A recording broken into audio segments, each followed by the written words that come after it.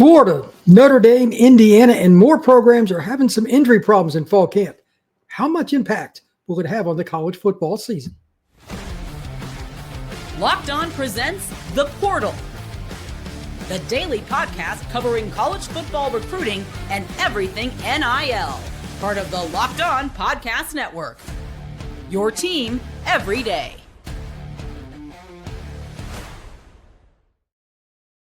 Welcome into the Portal Podcast, where you get your daily recruiting, NIL, and transfer portal scoop. I'm your host, Brian Smith, longtime college football writer and recruiting analyst.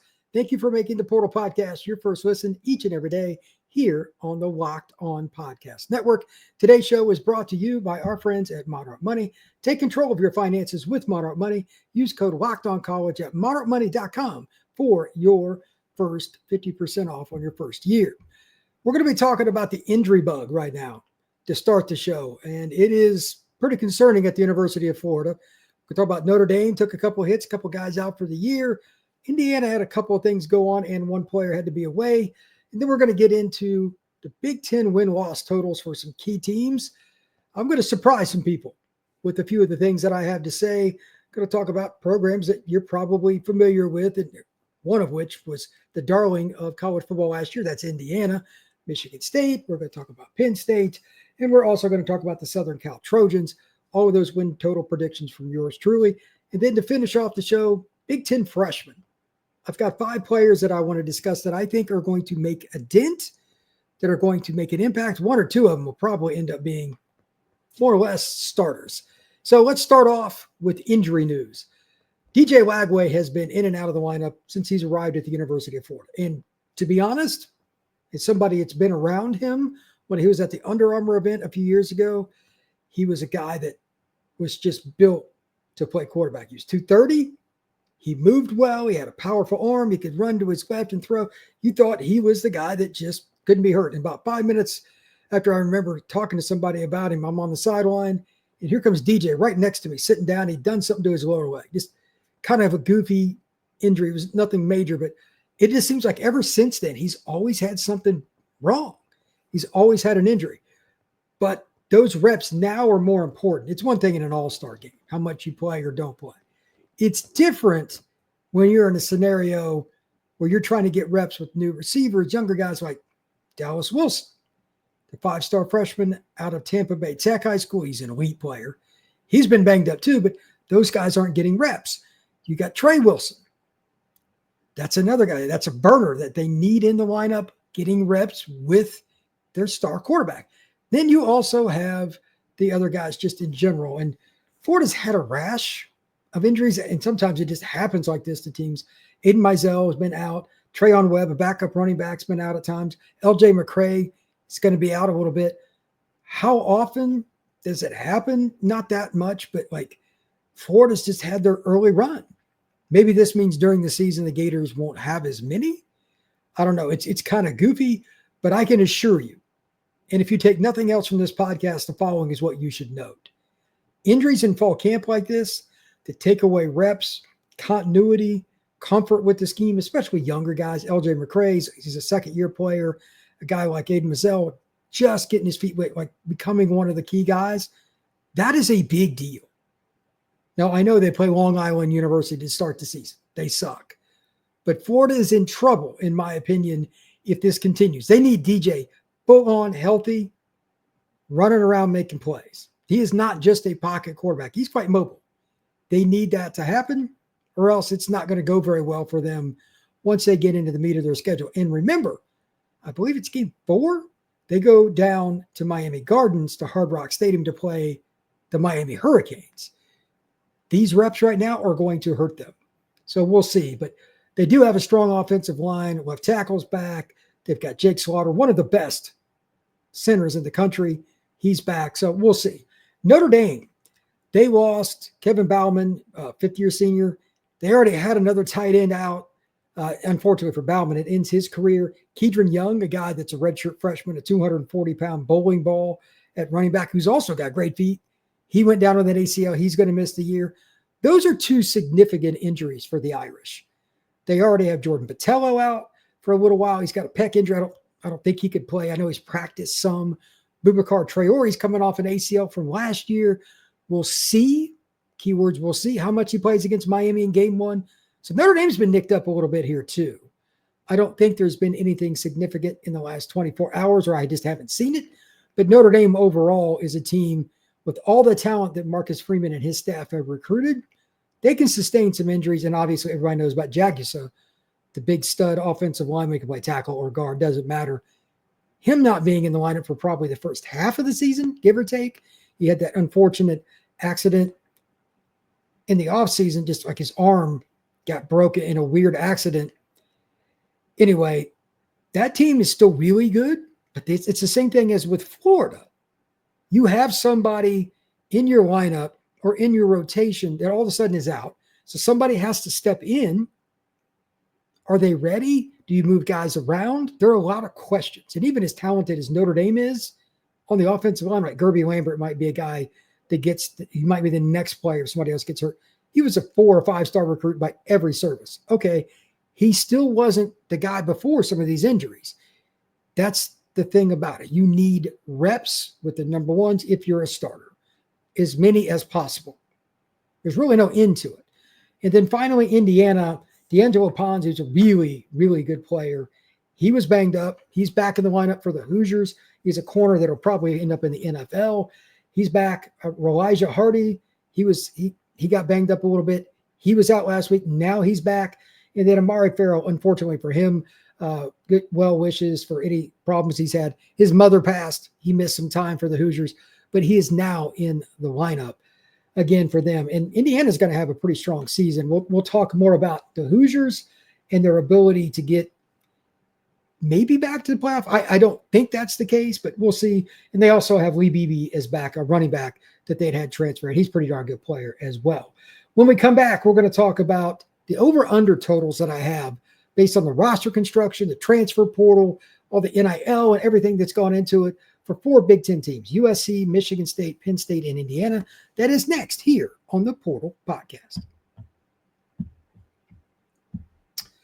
Most people can't name all their financial accounts or even what they're worth, whether it's 401ks, properties, investments, and you don't even have to get the full picture from just a couple of things. You need everything to understand where you're at, and that's where going with Monarch Money comes into play.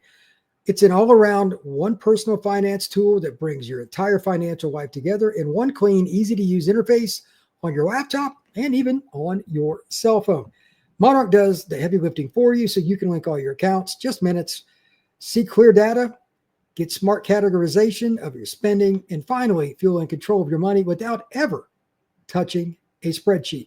If you've got everything in one place, any kind of organization that has things in one place, it's more convenient. It's more efficient. It allows you to concentrate on what you really need. And just as an example, if you have everything in one place, you can see the spending that you have, maybe an old subscription that you're still spending on that you don't even use. Monarch Money can help you save money in a lot of different ways.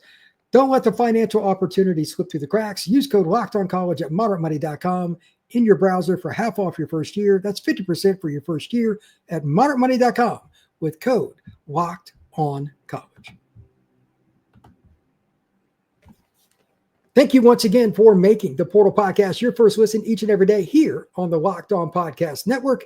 Going to be discussing a lot of different teams with a focus on recruiting, NIL, and the transfer portal, and how these teams were built, what kind of cultures they have, predictions on win totals, all kinds of different things as we lead into college football. Going to be doing a lot of live shows and having some fun with it, so make sure you join in. Now let's talk about 4 teams in the Big Ten that I find interesting. Let's start off with Indiana. This is a team that took everybody by surprise, going in 11-1 last year, the greatest season in Indiana football history. I have no idea if anybody picked Indiana to even win 10 games last year, let alone 11. I'm an IU grad, and I had no idea what to expect out of that. So here are a couple of the things that I know. Phil Steele has Indiana's schedule as 58th, but there's some side parts to this. I think the schedule is harder. Illinois at home. They play 3 out of conference cupcakes. Then they got the Illini at home. Huge game. Have to win that game. It's a toss-up because they've got Iowa right after that in Iowa City. Then they've got Oregon a little bit later in the season on the road. And then they got Penn State on the road. So the road games are rough. Indiana should win the other games. They got Purdue on the road in the year, and that's their rival, but Purdue is just terrible. 7-5, 8-4, I think is more likely than 9-3, 10-2. We'll see. But again, their win total is 8.5 on FanDuel. They've got a chance to beat that. They got Fernando Mendoza. They got D'Angelo Pons.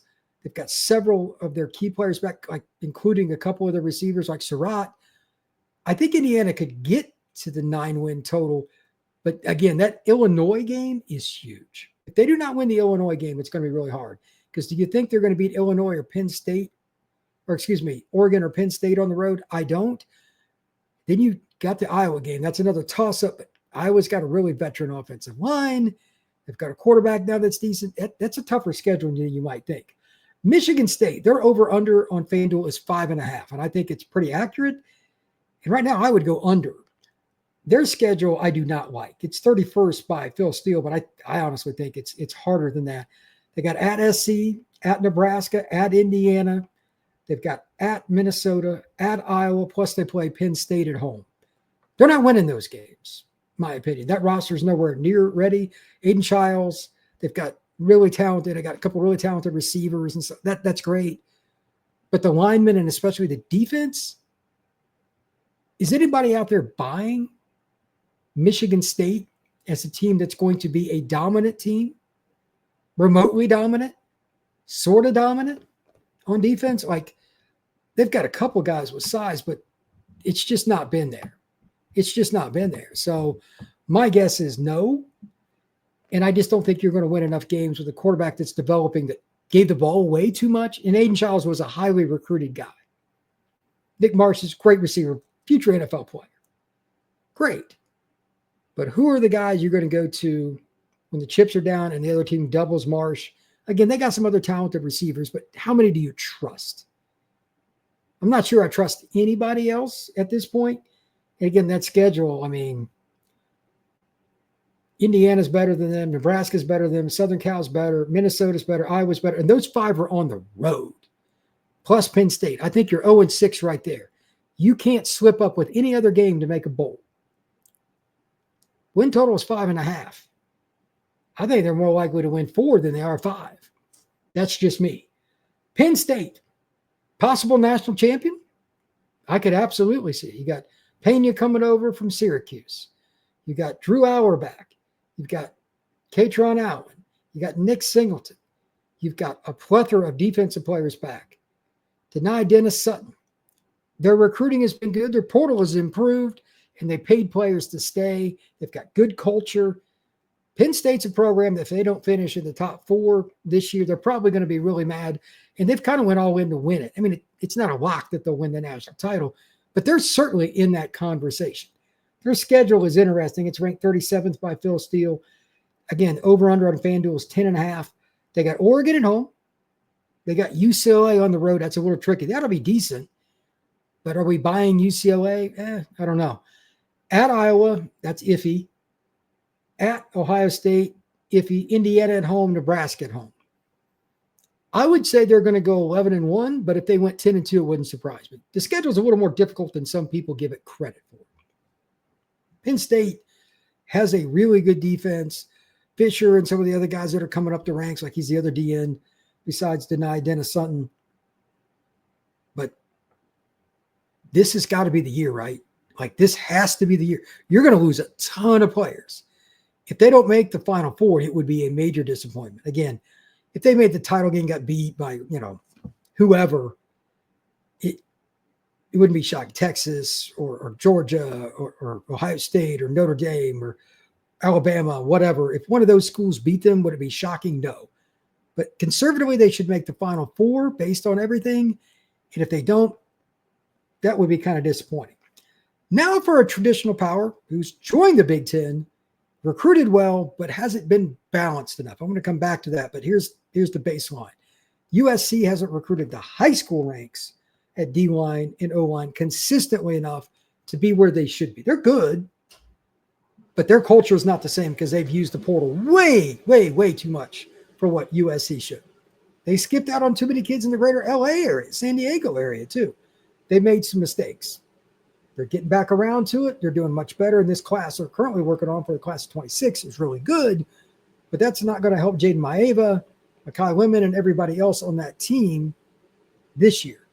They've got some guys like Fountain at edge. He's really good. He's a 6'6", 6'7" kid. I love him.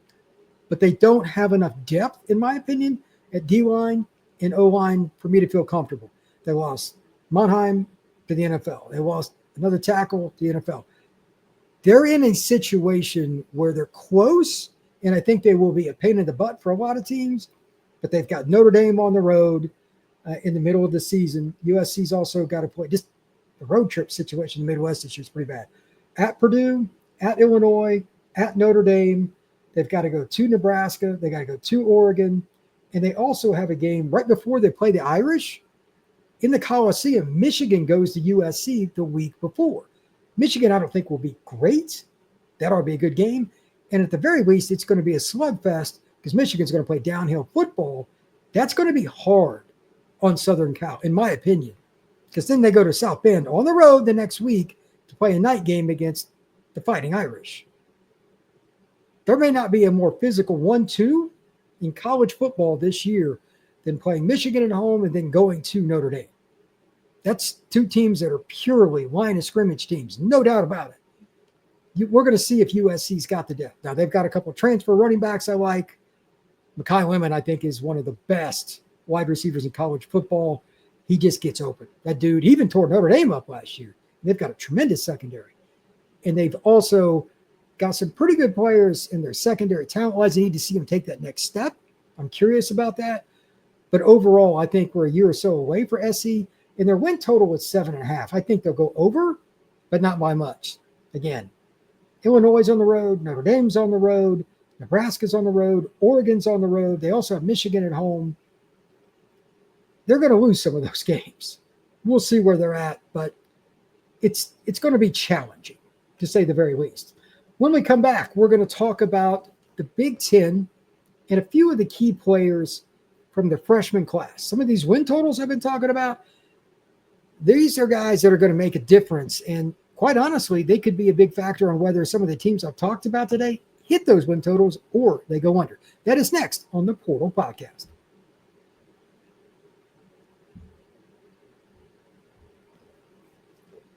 Thank you once again for making the Portal Podcast your first listen each and every day. Please hit that like and subscribe. If you're on Apple, hit automatic downloads.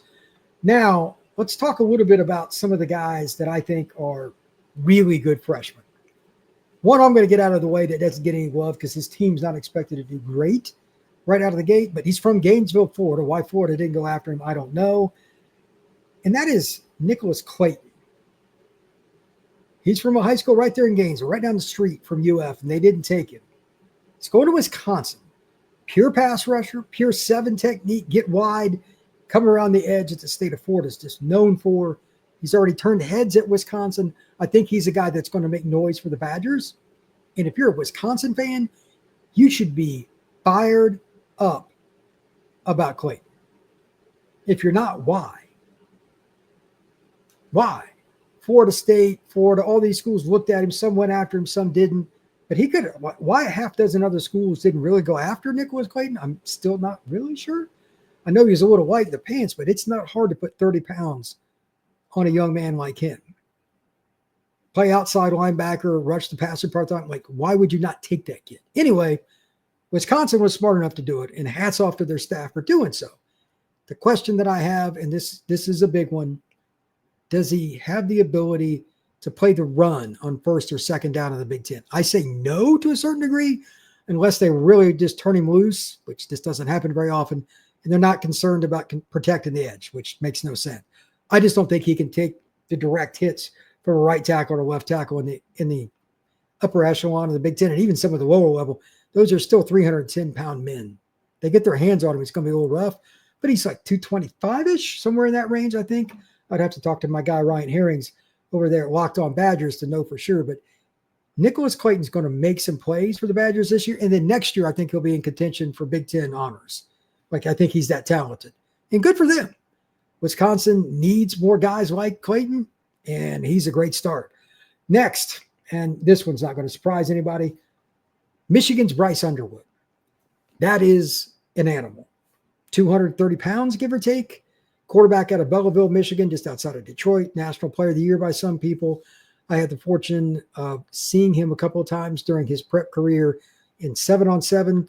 His natural throwing motion to throw the ball deep, his ability to hit players underneath, know when to take something off of it, his ability to run. He could play free safety. He could play receiver, just all around phenomenal athlete. And he's got some adaptive quarterback skills, meaning he will adjust to what he needs to do play to play. Now, he's not perfect. I've seen him throw a pick six in a 7-on-7 game too. Don't get me wrong. He's not perfect, but he's going to end up starting for Michigan. That second game at Oklahoma is going to be interesting. If they can somehow win that game, it's in Norman. Playing against the Venables defense will be hard for a true freshman quarterback. But if they somehow win that, they could be the surprise team, be 9-3 or better this year. Very critical game down in Norman. But their schedule and the teams that they have, they got Ohio State at the end of the year. That game's up in Ann Arbor. That could be interesting. We're going to see what Michigan does. They're a team that can make some noise, but Bryce Underwood is certainly one of those guys that he may not get everybody this year, but you better get him now. His sophomore, junior years, he'll be one of the best players in college football, and he'll be 3 and out and off to the NFL. Next, Iosi Epinesa.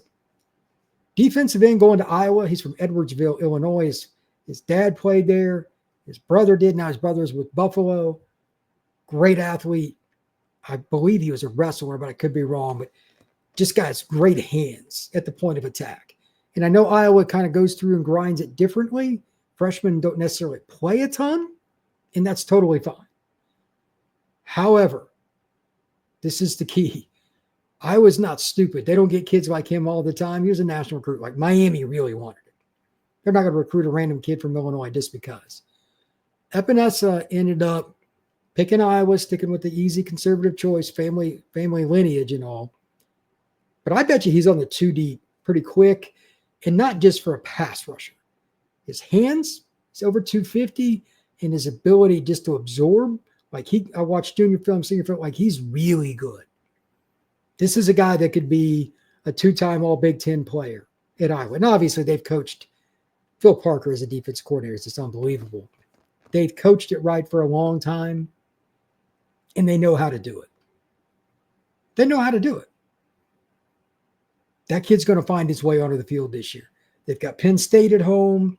They have some other critical games. Indiana at home. Like I talked about those win totals in the last segment.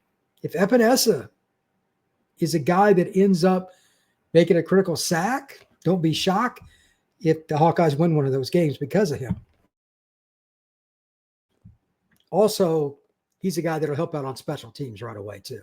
Whether it's punt block, field goal block, something. He's going to make a play somewhere this year that's going to help the Hawkeyes win a game.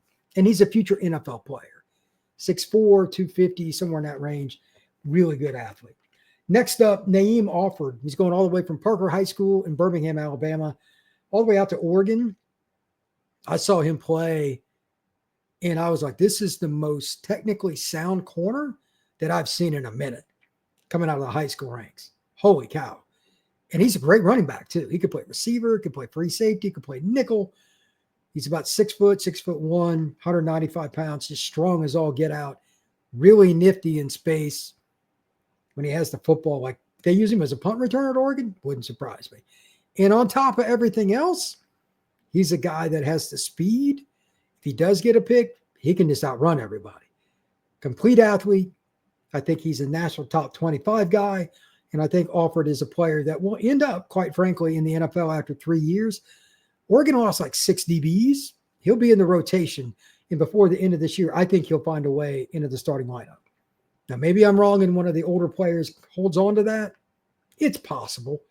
It's possible. But he has the talent that you can't teach. And he's a driven young man. Technically, he just gets after it. He really likes the workouts. He does all the little things. He's going to be really good. The only question about him is how much does he learn their playbook and all that stuff. But he's a smart kid, too. I think Naeem will do well, and he'll adjust quickly, and he'll be making a lot of plays for the Ducks sooner rather than later. As for the last guy, it's also another Duck. It's DeCorian Moore, wide receiver, 5-star, out of the Dallas area, elite player. Just just incredible athlete. Has the burst that you would expect. Now, Oregon is deep at receiver. One of their guys got hurt in the offseason, and Moore's a special player. He's got drive that you can't teach. He's a little bit like Offord, honestly. I think he will be a player that finds his way onto the field situationally.